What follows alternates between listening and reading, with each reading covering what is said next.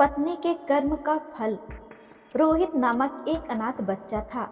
उसके माता पिता बचपन में ही गुजर गए थे।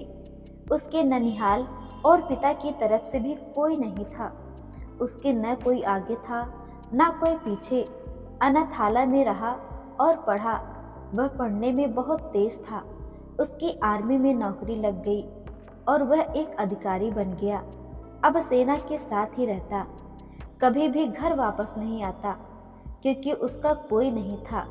उसने शादी भी नहीं की थी। उसे जितनी सैलरी मिलती थी वह सब बचा लेता था। आर्मी की कैंटीन में खाता और वहीं पर रहता था, तो उसका खर्च भी लगभग ना के बराबर था।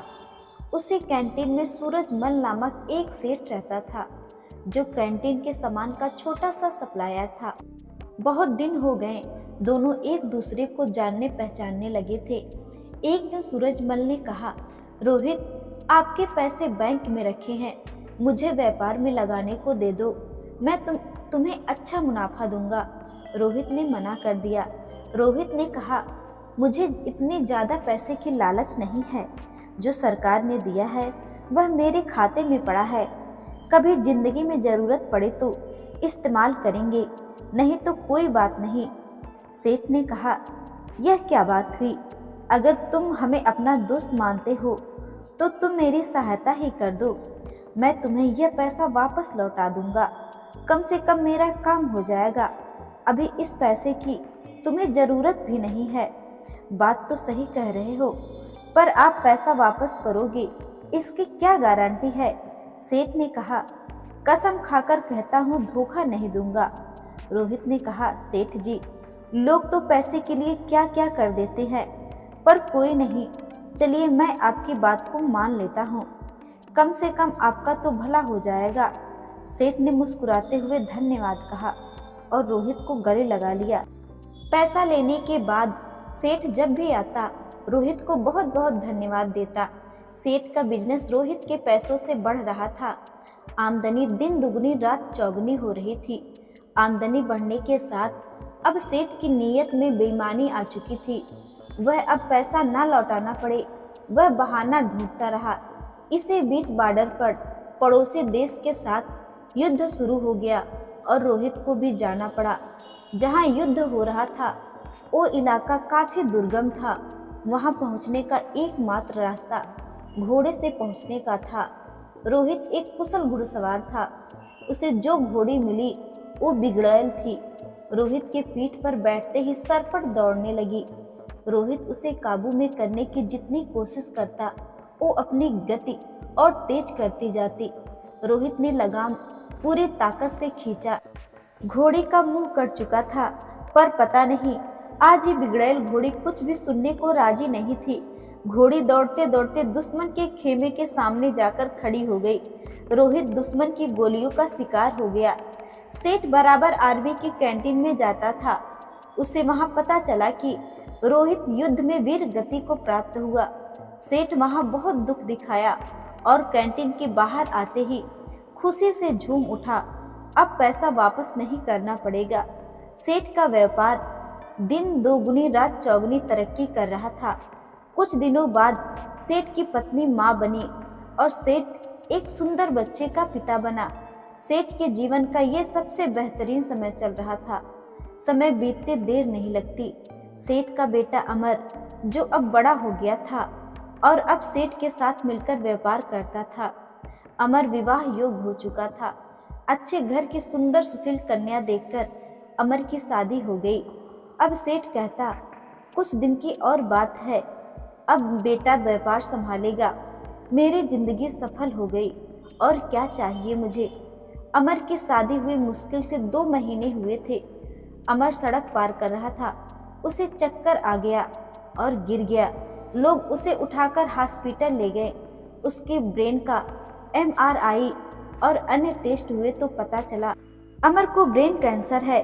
सेठ ने डॉक्टरों से कहा, पैसे की चिंता मत करें, आप इलाज करें। डॉक्टर और हॉस्पिटल बदलते गए, पर अमर की हालत दिन ब दिन बिगड़ती गई। सेठ अब व्यापार पे ध्यान नहीं दे पा रहा था। उसके कस्टमर छूटते जा रहे थे। हॉस्पिटल का बिल बढ़ता जा रहा था। अब सेठ पर कर्ज काफी हो चुका था। सेठ परेशान था। अब अमर को डॉक्टर ने जवाब दे दिया। सेठ हार चुका था। किसी चमत्कार की आशा में बैठा था। चमत्कार तो नहीं हुआ, पर अमर अब इस दुनिया में नहीं रहा। महीनों जिंदगी की जंग लड़ने के बाद अमर हार चुका था। सेठ के घर में हाहाकार मच गया। सेठ सेठानी अमर की पत्नी सब विलाप कर रहे थे। यहाँ तक कि घर के नौकरों का भी रो रो कर बुरा हाल था। एक साधु उधर से गुजर रहे थे। उन्होंने रोने की आवाज सुनी तो रुक गए। वहां जाकर उन्होंने कहा, रोने से कुछ नहीं होगा, जो होना था वो हो गया। सेठ गुस्से में बोला, मेरे साथ ही क्यों? साधु ने कहा, सब कर्म का फल है, यही चुका कर जाना होता है। आज बहुत रो रहे हो, कल तो तुम बहुत हंस रहे थे। सेठ ने कहा, मैं कुछ समझा नहीं महाराज। साधु ने कहा, तुमने अपने व्यापार के लिए पैसे उधार लिए थे। जब व्यापार चल पड़ा तो तुमने जिसके पैसे थे उसे लौटाए नहीं। सेठ ने कहा, नहीं महाराज, वो मर गया था, किसे लौटाता? साधु ने कहा, झूठ नहीं, तुम भूल गए। उसके मरने के समाचार पे तुम कितना खुश हुए थे। उस दिन तुमने मिठाई बांटी थी। क्या मिठाई बांटना सही था? तुम उसके पैसे को सरकार को या अनाथालय या किसी जरूरतमंद को दे सकते थे, पर तुमने नहीं दिया। तुम्हारी नीयत में खोट थी। सेठ शर्मिंदा था। आज सेठ वहीं पर खड़ा था जहां पर आज से 20 साल पहले खड़ा था। आज न तो पैसे थे, न व्यापार और न ही पुत्र, और ढेर सारा कर्ज था। साधु ने कहा, ये तुम्हारा पुत्र वही लड़का रोहित था।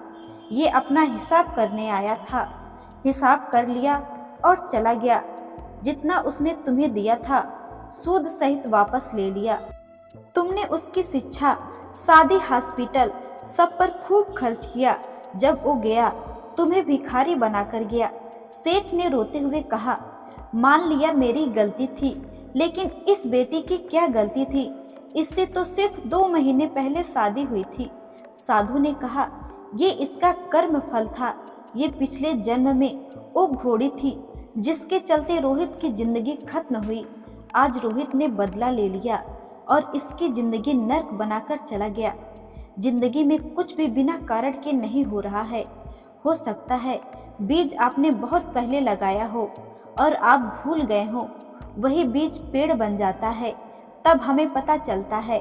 इसलिए आप कैसा बीज लगाते हो हमेशा याद रखो। प्रकृति हिसाब करती है। आप याद रखो या ना रखो, प्रकृति हमेशा याद रखती है। सेठ हताशा होकर घर की सीढ़ी पर बैठा अपने कर्म को कोस रहा था। हमेशा अपने कर्म पर ध्यान दे। ऊपर वाले की लाठी में आवाज नहीं होती, पर असर पूरा करती है।